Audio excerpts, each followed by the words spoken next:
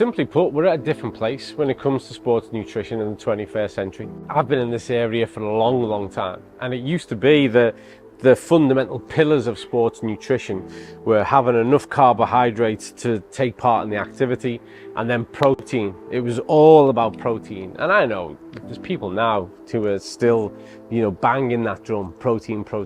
And for good reason, it's important. But we're at a completely different stage, and that's actually in two ways. First of all, there's so much more access to information. So now the average person, what we call the recreational athlete, which is like myself, someone who's keeping fit, taking part, really staying fit to be in better health. Well, they're well aware of what elite and professional athletes are doing. And it's absolute common sense that you would say, okay, well, if that's what they do at the very top level, then maybe that's what I should do, because everything is relative. So the stress that we put our bodies under just to stay fit and healthy is relatively very similar to the stress that an elite athlete is putting themselves under to be the very top of what they do. And so it makes sense. You would always look to do the best.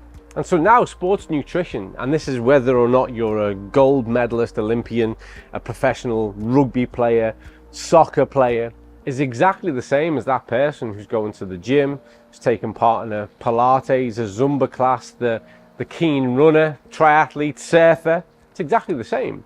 And one of the best parts is that you can access the exact same quality and you can access the exact same formulations. And so now it's not just about protein. What we're looking at when we consider our protein needs is how much we need across a day, total amounts, but also recognizing that if we're going to consume proteins, what we want with that is something that's far more food-like. So we want it, especially in recovery, we want it to be far more, contained in nutrients, vitamins and minerals. And then we're looking at our increased need of those elements. If we look at the gut, for instance, and I'm going to start, something like Xenobiotic, which is going to deliver those prebiotic fibers to nurture the gut so that the gut can better absorb nutrients.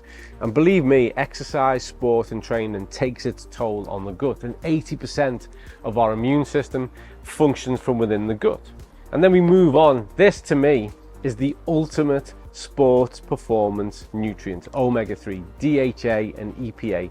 It's the resolution. Exercise causes muscle damage, causes neurological damage. The adaptation, which is where we improve, is all about the resolution, bringing those inflammatory markers back down and enabling the muscle to recover and be stronger.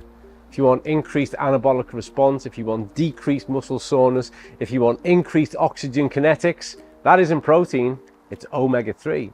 That comes from this, managing those pathways. This to me is really the ultimate sports performance bit of nutrition. And then we go into our broader nutrition needs.